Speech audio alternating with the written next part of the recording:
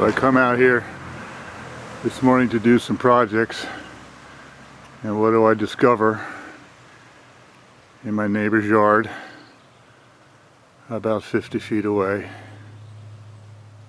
A black bear just going down through the neighborhood, rummaging through the trash. Hey!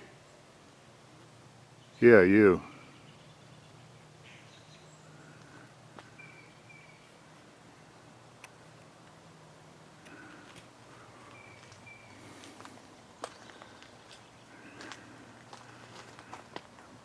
Bears are truly beautiful animals.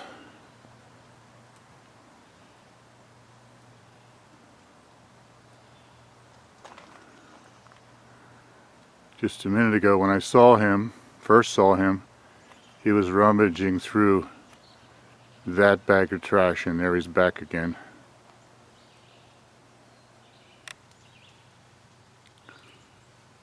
This is in fact what they do best, rummaging through trash.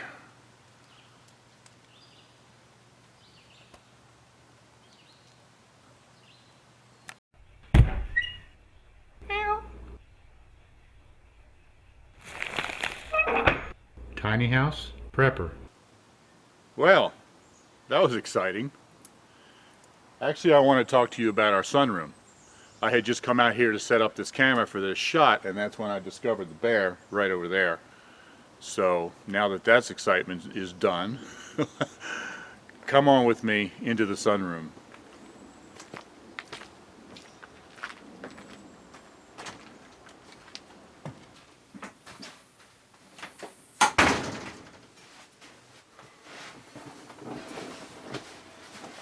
Hi everybody, I'm Bill with Tiny House Prepper, and you know, we get many comments on our videos, and comments and suggestions and questions, and one of the questions and comments that we get the most often is about our sunroom.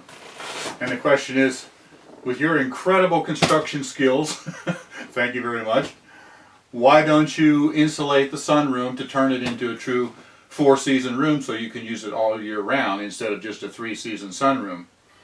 Well, believe me, I would love to do that, but the way it's constructed, I just haven't been able to figure out how to do that.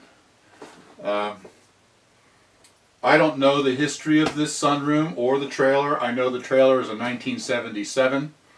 I don't know if it was purchased new and placed right here on the land, or whether it was used as an RV for a while and placed here later. But it's permanently set here. It's not going to move again, obviously with the sunroom attached. I don't know when the sunroom was built. Late 70s, early 80s, I don't know. But it was built with older technology, and that makes it very difficult to be able to insulate it. So let me show you what I'm talking about. First, let's look at the walls. Now there's this short panel down here below the windows, and all this is just a piece of aluminum painted on both sides. There's no other kind of, there's the metal structure here, but there really isn't any way to attach insulation to that. About the only thing I could do would be use something like this, put it in there and glue it in. But that's just one short little section of the wall. Most of the wall is this window, and these windows are just the old style storm windows that they used to put on old houses around the old wooden windows that leaked a lot, and then they'd put these storm windows in here. You see, it's just a single pane piece of glass. In fact, this particular window apparently was broken at some time in the past, and whoever owned it at the time put in plexiglass instead of glass. And this, even if it was glass, wouldn't do anything at all to hold out the cold. It can easily be 0 or 10 below 0 Fahrenheit here in the winter, and trying to heat this place with all of this glass that's just single pane glass or plexiglass, it would cost an absolute fortune to heat this place, if it would even be possible to bring it up to up to a living temperature.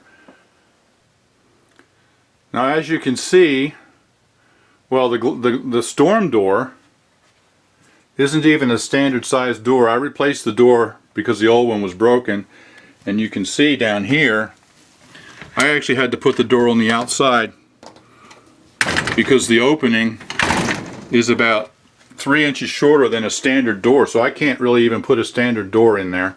So all I have is the glass of the storm door, and then all the way around are these big beautiful windows.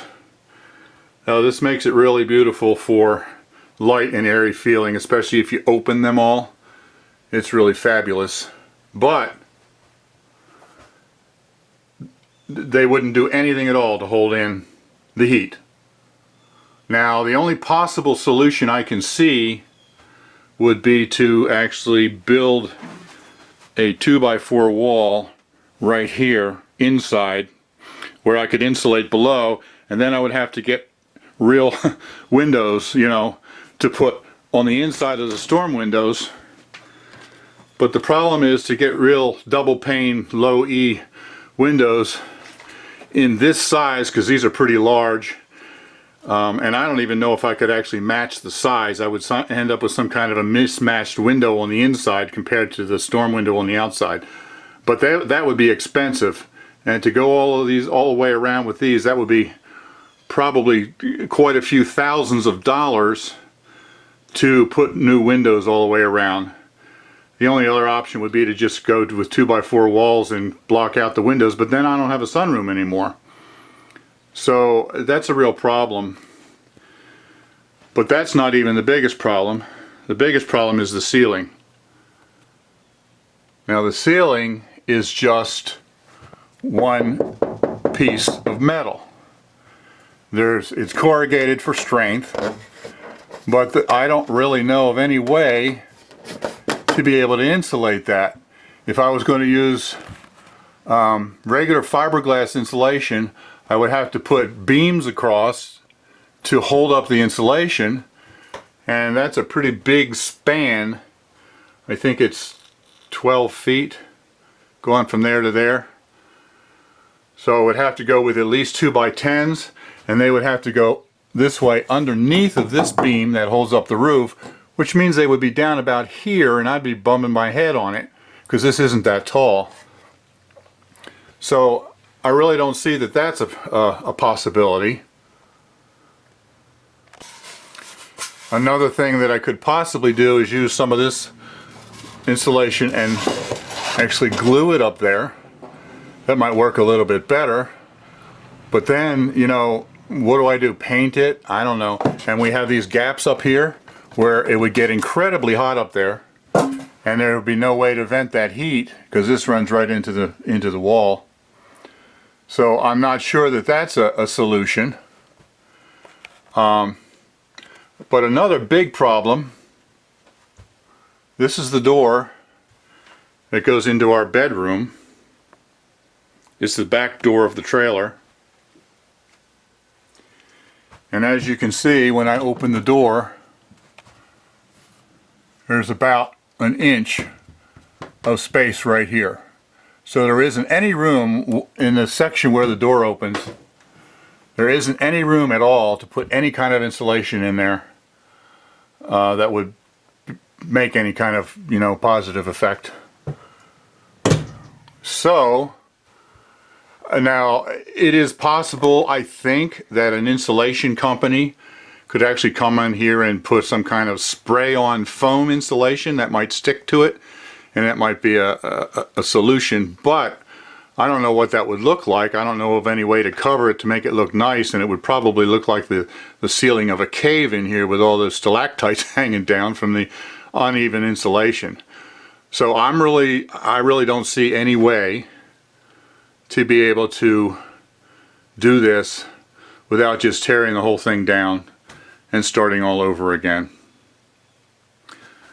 But we really love this room. For one thing, it has allowed us to keep some furniture. This is a leather couch, reclining couch. I've wanted leather all my life.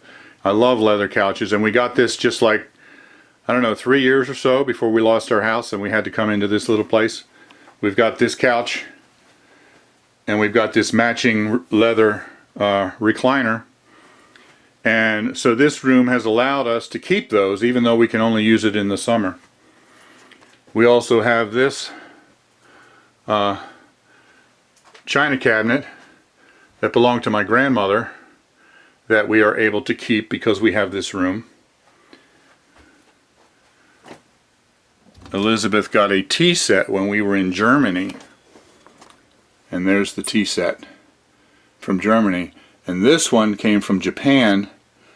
I believe her sister sent her that when she was stationed in Japan in the Navy. I'm not sure about that, but anyway, we've never been to Japan, but that was a gift, I think, from her sister.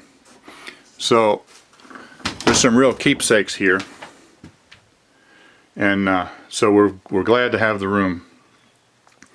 Now over here,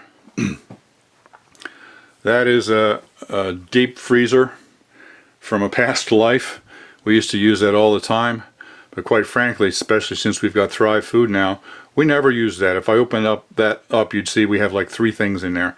So we're going to be getting rid of that. After I clean it up and clean it out, we're going to be getting rid of it. And then you see we still have some junk here, but the idea is once we get rid of the freezer and clean up this stuff, I'm going to build a closet all the way along this whole wall from there all the way over to the door. And in that closet I'll put some space for hanging our coats, which you can see right now are just hung on hooks. And then next to that will be a bunch more shelves where we can organize all of this stuff and a lot more.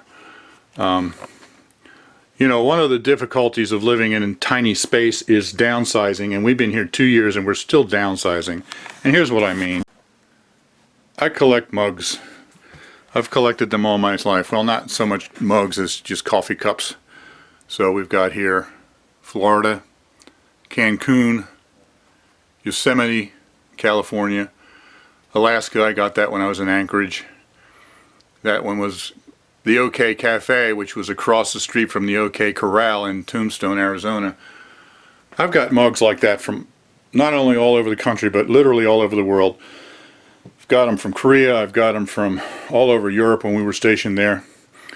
I really don't want to get rid of them because they're incredible mementos of all of our travels, and each one brings back memories. But I don't know what to do with them. We just don't have room for them. That's only a couple of them. We got most of them in a box over there in the storage area that'll eventually end up in the shed. So what do you do with stuff like that? It's a real challenge.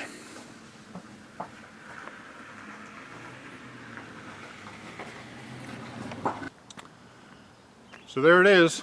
There's our sunroom, our 3-season sunroom, which, unless I can come up with something special, will remain our 3-season sunroom. So we will just enjoy it when we can.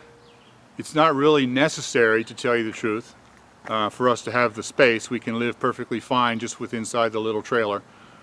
But in the summer it gives us more expansion room. We can actually have friends over, have a couple over for dinner or something like that, because we can set up a table out in the sunroom and actually have room to fit everybody.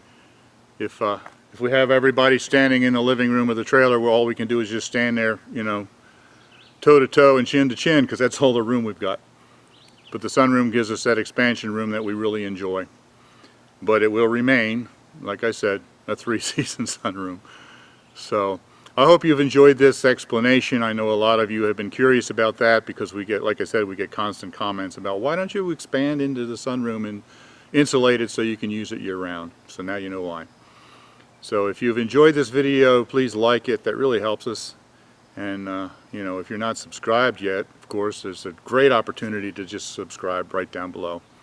And you guys have a wonderful day. We'll see you next time.